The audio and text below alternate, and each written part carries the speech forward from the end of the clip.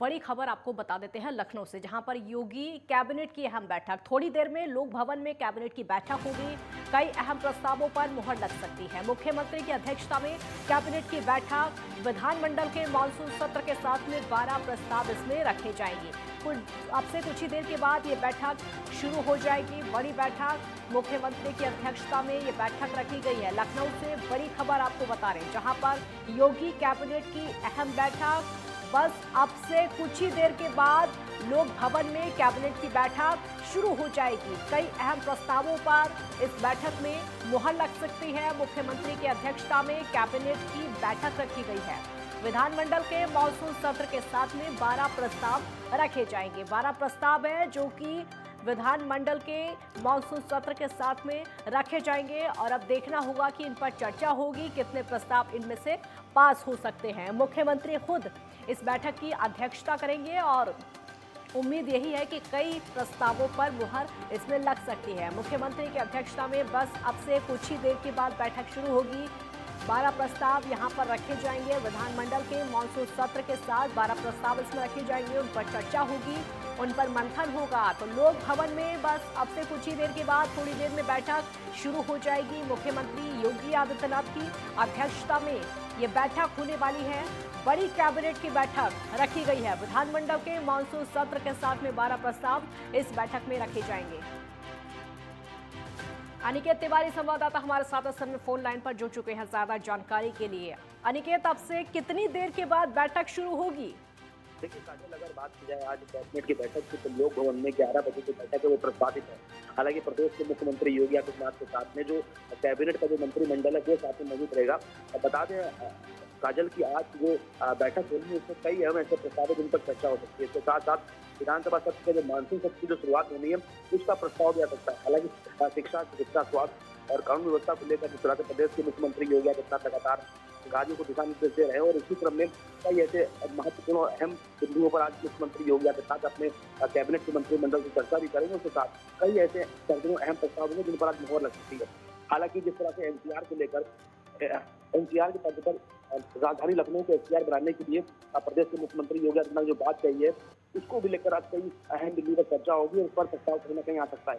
हालांकि बात की जाए कानून व्यवस्था की, जिसको लेकर प्रदेश के मुख्यमंत्री योगी आदित्यनाथ लगातार निर्देश दे रहे हैं कि उत्तर प्रदेश की कानून व्यवस्था को दुरुस्त रखना है। उसको लेकर कई ऐसे महत्वपूर्ण बिंदु होंगे जिन पर चर्चा होगी। काजल, अनिकेत, लोक भवन में ये बैठक होनी है, क्या मंत्रियों का पहुंचना शुरू हो चुका है? क्योंकि ज्यादा देर नहीं है बैठक में, क्या तैयारी इसको लेकर लग रही है?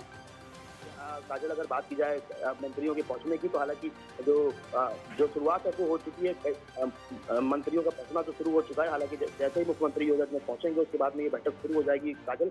और लगातार जिस तरह से कई अहम महत्वपूर्ण बिंदुओं पर मुख्यमंत्री योगी आदित्यनाथ निर्देश दे रहे हैं उस पर आज चर्चा होगी। इसके साथ साथ काजल कई ऐसे महत्वपूर्ण अहम फैसले होंगे जिन पर मुहर लग सकती है। हालांकि 1 ट्रिलियन इकोनॉमी का सपना लगातार जो मुख्यमंत्री योगी आदित्यनाथ कह रहे हैं कि उत्तर प्रदेश की अर्थव्यवस्था को और मजबूत बनाना है और आने वाले 5 सालों में उत्तर प्रदेश की जो अर्थव्यवस्था है उसे 1 ट्रिलियन इकोनॉमी तक ले जाना है। उसको लेकर कई ऐसे महत्वपूर्ण बिंदु होंगे। और उसके साथ साथ जो फॉरेन कंट्रीज में जो मंत्रियों का जो अधिकारियों को जाने के लिए जो प्रस्ताव है उस पर भी चर्चा होगी कि विदेशों में जाकर जो रैलियां करनी, जो दौरे करने, जो विदेशी व्यापारियों से जो चर्चाएं करनी है जिन बिंदुओं पर, वो क्या कुछ बिंदु होंगे उन पर भी आज चर्चा होगी। उसके साथ उस पर भी महत्वपूर्ण कोई प्रस्ताव सामने आ सकता है। काजल, अनिकेत, 12 प्रस्ताव आज रखे जाएंगे, मुख्य क्या हो सकते हैं? देखिए, जैसे चिकित्सा की बात की जाए, शिक्षा की बात की जाए, आईटी औद्योगिक विकास की बात की जाए, स्थापना की बात की जाए, क्रय विकास की बात की जाए या ग्लोबल इन्वेस्टर समिट जो जनवरी में होने वाला है इसकी नीतियों को लेकर क्या प्रस्ताव होंगे, तो ये तमाम वो बिंदु हैं जिन पर आज कैबिनेट में आज मुख्यमंत्री योगी आदित्यनाथ अपने मंत्रिमंडल के साथ में चर्चा करेंगे और तमाम ऐसे महत्वपूर्ण प्रस्ताव है जिन पर आज मुहर लगेगी। बहुत शुक्रिया अनिकेत आपका इस पूरी जानकारी के लिए, बहुत बहुत शुक्रिया। तो 12 प्रस्ताव रखे जाएंगे विधानमंडल के मानसून सत्र के साथ ही और उम्मीद है कि कई प्रस्ताव यहां से पास हो जाएंगे। ब्रेक के लिए यहां पर रुकेंगे, जल्द लौटेंगे।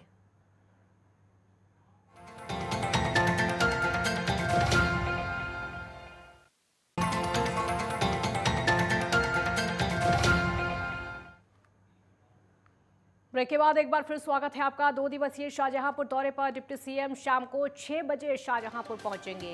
ब्रजेश पाठक। पदाधिकारियों जनप्रतिनिधियों के साथ में बैठक करेंगे। कल विकास कार्यों की समीक्षा करेंगे। डिप्टी सीएम अधिकारियों के साथ में बैठक करेंगे। तो विकास कार्यों की प्रगति का भी स्थलीय निरीक्षण किया जाएगा। जो विकास कार्य उनकी प्रगति इस समय क्या है, कहां तक उनका काम पहुंचा है, उसका भी स्थलीय निरीक्षण करेंगे। बड़ी खबर आपको शाहजहांपुर से बता रहे, जहां पर 2 दिवसीय शाहजहांपुर के दौरे पर हैं डिप्टी सीएम। शाम को 6 बजे शाहजहांपुर पहुंचेंगे ब्रजेश पाठक शाम को 6 बजे तकरीबन शाहजहांपुर पहुंचेंगे। पदाधिकारियों और जनप्रतिनिधियों के साथ में बैठक करेंगे ब्रजेश पाठक। कल विकास कार्यों की समीक्षा बैठक करेंगे। डिप्टी सीएम अधिकारियों के साथ में बैठक भी करेंगे। जो वहां पर अधिकारी हैं उनके साथ में बैठक की जाएगी। विकास कार्यों की जो प्रगति है उसको लेकर स्थलीय निरीक्षण किया जाएगा। जो वहां पर विकास कार्य, सरकारी विकास कार्य इस समय चल रहे हैं, उनकी गति क्या है, कहां तक काम पहुंचा है, किन किन कार्यों की शुरुआत हुई है, अगर हुई है तो काम कितना हुआ है और अब तक कितने विकास कार्य पूरे हो चुके हैं जो कि सरकार की तरफ से शुरू किए गए हैं, उन सभी का एक एक करके स्थलीय निरीक्षण किया जाएगा। अधिकारियों से बातचीत भी की जाएगी इसी को लेकर और इसीलिए डिप्टी सीएम ने ये बैठक रखी है। इस बैठक में जरूरी दिशा निर्देश भी दिए जा सकते हैं विकास कार्यों की प्रगति को लेकर। इसीलिए स्थलीय निरीक्षण करने के लिए ब्रजेश पाठक पहुंचेंगे। तो शाहजहांपुर का काफी महत्वपूर्ण ये दौरा है। शाम को 6 बजे पहुंच जाएंगे। फिर पदाधिकारियों के साथ में, जनप्रतिनिधियों के साथ में बैठक करेंगे। समीक्षा बैठक होगी। अरविंद त्रिपाठी संवाददाता हमारे साथ जुड़ गए हैं फोन लाइन पर और ज्यादा जानकारी के लिए। अरविंद, शाहजहांपुर का ब्रजेश पाठक का दौरा, क्या कुछ जानकारी इस दौरे को लेकर? काजल जी, आपको बता दें, ब्रजेश पाठक जी का ये दौरा जो है शाहजहांपुर में बेहद अहम माना जा रहा है, क्योंकि अभी तक सरकार बनने के बाद से लगातार चिकित्सा के क्षेत्र में जो जिम्मेदारी उन्हें सौंपी है उसमें वो अभूतपूर्व कार्य कर रहे हैं। उसको लेकर के शाहजहांपुर का दौरा भी बेहद अहम माना जा रहा है और वह कल हरदोई के बाद में शाहजहांपुर पहुंचेंगे। शाहजहांपुर 6 बजे वो पहुंचेंगे भाजपा कार्यालय पर और भाजपा कार्यालय पर पहुंच करके वो जनप्रतिनिधियों और भाजपा पदाधिकारियों के साथ में एक बहुत ही अहम बैठक करेंगे।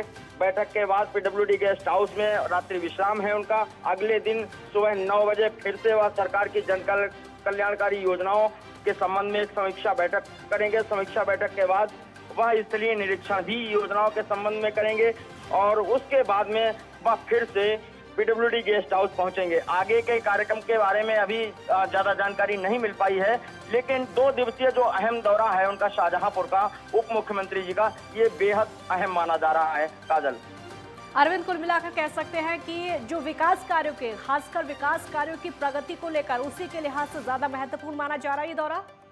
जी बिल्कुल बिल्कुल, आप कह सकते हैं कि उत्तर प्रदेश सरकार द्वारा जो भी जन कल्याणकारी योजनाएं संचालित की जा रही हैं, उनके जनप्रतिनिधि, उनके जो जिम्मेदार अफसरान हैं, जिम्मेदार जो भी उनके मंत्रीगण हैं, वह लगातार जनपदों में जाकर के और उन योजनाओं का दौरा कर रहे हैं। वहां पर जाकर के जो भी स्थलीय निरीक्षण है उनको देख रहे हैं कि कितना काम हो गया, कितना अभी शेष बाकी है। और इसी तरीके से जो भी सरकार द्वारा संचालित योजनाएं हैं उनका स्थलीय निरीक्षण करने पहुंच रहे हैं उप मुख्यमंत्री ब्रजेश पाठक जी। और स्वास्थ्य महकमे में जो शाहजहांपुर जनपद का मेडिकल कॉलेज है, वहां पर जो अव्यवस्थाएं हैं, हो सकता है कि उनके निरीक्षण के बाद उनमें भी सुधार आए। काजल, अरविंद, क्या अभी से तैयारियां शुरू हो गई हैं दौरे को लेकर? ब्रजेश पाठक के अगर हुई हैं तो क्या कुछ?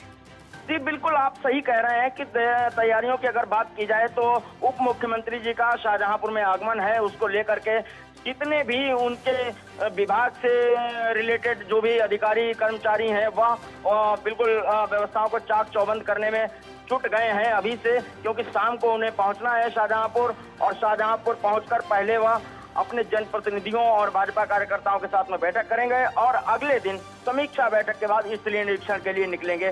तो ये कहा नहीं जा सकता कि वह कहाँ पहुंचेंगे, किस जगह पहुंच जाएंगे, किस जगह का इसलिए निरीक्षण कर लेंगे। तो इसको लेकर के शाहजहांपुर जनपद के सभी अधिकारियों में एक जो चाक चौबंद करने के लिए व्यवस्थाओं में जो जिस तरीके से जुटना चाहिए, पूरा महकमा जुट गया है। और देखना ये होगा, बेहद अहम यह दौरा है क्योंकि योगी सरकार 2 के बाद में पहली बार शाहजहांपुर आगमन हो रहा है उनका, इसलिए निरीक्षण के लिए। काजल जी, अरविंद, बहुत शुक्रिया आपका इस पूरी जानकारी के लिए, बहुत बहुत शुक्रिया। तो काफ़ी महत्वपूर्ण ब्रजेश पाठक का ये शाहजहांपुर का दौरा देखा जा रहा है, खासकर विकास कार्यों के लिहाज पर, क्योंकि वहां पर स्थलीय निरीक्षण ब्रजेश पाठक को करना है। एक ब्रेक के लिए यहाँ पर रुकेंगे, जल्द लौटेंगे।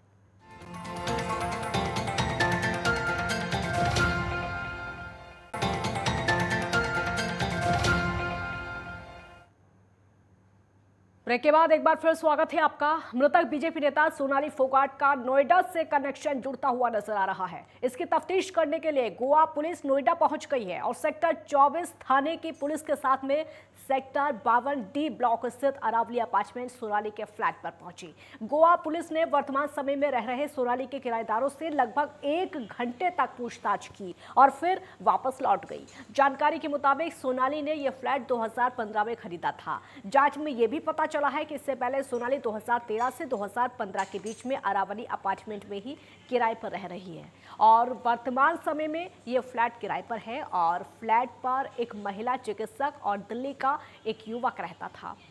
दोनों लोग सोनाली को 30,000 रुपये प्रतिमाह किराया देते थे। महिला चिकित्सक 20,000 जबकि दूसरा युवक 10,000 रुपये किराया देता था। और वहीं पुलिस सभी पहलुओं से ध्यान में रखकर मामले की जांच कर रही है। गोवा पुलिस ने सोनाली फोगाट के आसपास रहने वाले तकरीबन 9 लोगों से पूछताछ की।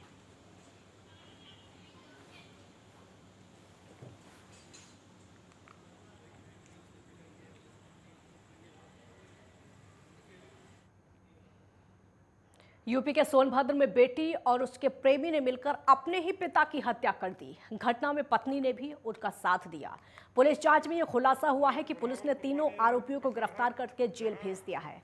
आपको बता दें कि घोरावल थाना क्षेत्र के कोलिया घाट में बीते 27 अगस्त की सुबह सड़क किनारे एक शव मिला। इसकी पुलिस ने शिनाख्त की तो बरवाडी निवासी समरेश पाल के रूप में पहचान हुई। पुलिस की जांच आगे बढ़ी तो कई चौंकाने वाली बातें अब तक सामने आ चुकी हैं, जिसमें मृतक की पत्नी, बेटी और बेटी के प्रेमी ने युवक की हत्या कर दी। दरअसल मृतक को बेटी के अवैध संबंध की जानकारी हो गई थी। उसके बाद से लगातार घर में विवाद हो रहा था, जिससे परेशान होकर तीनों युवक की हत्या कर दी और रात के अंधेरे में शव को सड़क पर फेंक दिया। फिलहाल पुलिस ने आरोपियों को गिरफ्तार किया है। पुलिस टीम यहाँ से रवाना हुई, वहाँ पहुंचे और आसपास के ग्राम प्रधानों के सहयोग से उसकी शिनाख्त के प्रयास किए गए। करीब 2 घंटे के अंतर में हमें मृतक का नाम समरेश पाल बरवाडी का रहने वाला है जानकारी हो गई। उसके बाद पुलिस उनके घर तक गई, उन लोगों को सूचना दी, वो लोग आए, पंचायतनामा भर के कार्रवाई प्रारंभ की गई। पर इस घटनाक्रम में जो पोस्टमार्टम रिपोर्ट आई तो उसमें हत्या के सबूत मिले। ये कोई दुर्घटना का खेल नहीं था। उससे गले में रस्सी डाल के उसकी हत्या की गई थी और सर के पीछे भी एक चोट थी। इन चीज़ों को दृष्टिगत रखते हुए, क्योंकि शिनाख्त होने के बाद में जब पोस्टमार्टम रिपोर्ट आ गई तो फिर इसमें जब विवेचना चालू हुई तो विवेचना करते करते इसमें ये सारे प्रश्न खुल के आए कि घर में विवाद था। यूपी के शाहजहांपुर में राजकीय मेडिकल कॉलेज से शर्मसार करने वाली तस्वीर सामने आई है। एक्सीडेंट में घायल मरीज 2 घंटे तक स्ट्रेचर की राह देखता रहा। आखिरकार मरीज ने इलाज के अभाव में मेडिकल कॉलेज परिसर में ही दम तोड़ दिया। दरअसल शाहजहांपुर के राजकीय मेडिकल कॉलेज के ट्रॉमा सेंटर में स्ट्रेचर न मिलने से दुर्घटना में घायल मरीज की मौत का मामला सामने आया है। इसी बीच एक्सीडेंट में घायल मरीज को मेडिकल कॉलेज में 2 घंटे तक स्ट्रेचर नहीं मिला। मरीज स्ट्रेचर के इंतजार में ट्रॉमा सेंटर के बाहर 2 घंटे तक ई-रिक्शा में पड़ा रहा और उसकी मौत हो गई, जिसके बाद परिजनों ने मेडिकल कॉलेज में जमकर हंगामा काटा। परिजन मरीज के शव को ई-रिक्शा में ही रखकर वापस घर ले गए। मेडिकल कॉलेज ने मरीज को इलाज तो नहीं दिया, साथ ही मौत के बाद एम्बुलेंस तक देना मुनासिब नहीं समझा। इसके सांस से मुंह से झाग निकला था, हमने कहा नहीं स्ट्रेचर मिलता अब इसका।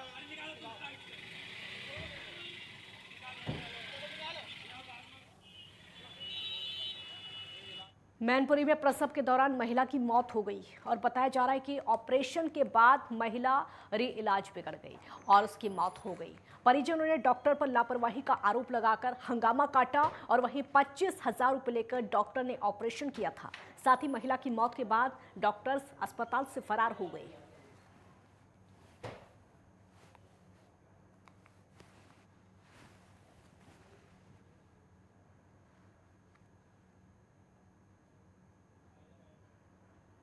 चोट छोटी बहू जो पुल के नीचे हॉस्पिटल है वहाँ कल से भर्ती थी। भर्ती होने के बाद कल सुबह यहाँ लाए तो उन्होंने ये कहा मैनपुरी जाने लायक नहीं है। उन्होंने कहा 25,000 रुपये लगेंगे, मैं तुम्हें बिल्कुल नो टेंशन फ्री करके दूंगा। तो मैंने कहा इनसे ये भी नहीं मैं रुपये कम करूँ। मैंने कहा 25,000 ये पकड़ो, मैं गाड़ी चलाता हूँ, मैं बाहर जाता हूँ। तो मैं गाड़ी लेके जा रहा था, अभी निकल रहा था तो अभी मेरे पास फोन आया कि भाभी की तबीयत ज़्यादा, छोटी बहू की तबीयत ज़्यादा खराब है। तो मैं फटाक से भागा हुआ आया, यहाँ देखा तो उसमें कुछ भी नहीं रहा। बस यही देखा इन्होंने 25,000 रुपये भी मेरे ले लिए। सभी डॉक्टर और कोई भी डॉक्टर यहाँ नहीं, जितने नर्स थे डॉक्टर थे सारे मुझे देखते ही भागे। जो नोएडा में कोतवाली फेज 3 स्थित सेक्टर 63 में चल रहे एक फर्जी अंतर्राष्ट्रीय टेलीफोन एक्सचेंज का पर्दाफाश करके पुलिस ने उसके संचालक समेत आधा दर्जन लोगों को गिरफ्तार किया है। आपको बता दें कि आरोपी निजी सर्वर से दूरसंचार विभाग के भारतीय सर्वर को बाईपास करके भारत में अंतर्राष्ट्रीय कॉल करवा रहे थे। इससे सरकार को लाखों रुपए के राजस्व का नुकसान हो रहा था। ये राष्ट्रीय सुरक्षा के लिए भी खतरा है क्योंकि इस कॉलिंग का डेटा भारत सरकार के पास नहीं होता है, जिसके बाद पुलिस ने आरोपियों के पास से लैपटॉप, SIP सर्वर, अन्य server, CPU, SIP, trunk device समेत कई उपकरण बरामद किए।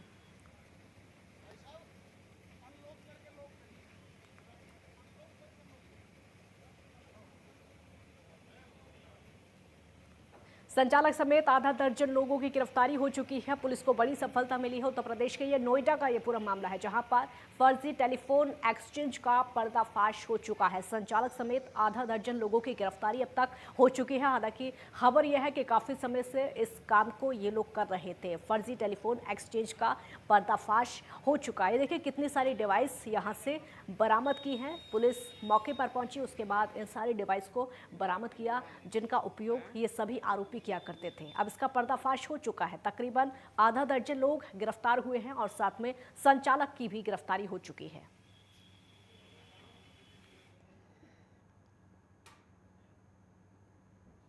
बांदा के मवाई बुजुर्ग गांव में 4 दिन से पानी की सप्लाई बंद है। गांव से तकरीबन 2 किलोमीटर दूर बरम बाबा का स्थान है, जिसके चलते ग्रामीण वहां पर लगे हैंडपंप से रिक्शा, साइकिल और सिर पर पानी का डिब्बा रखकर पीने का पानी ला रहे हैं। हालत यह है कि पीने के पानी की व्यवस्था नहीं होने के चलते स्कूली बच्चे स्कूल नहीं जा पा रहे हैं।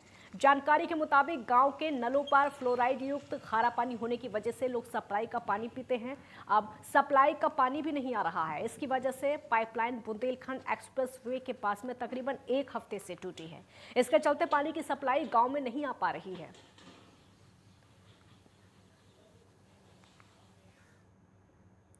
यूपी लाइव में फिलहाल इतना ही। आप देखते रहिए नेटवर्क 10। जय हिंद।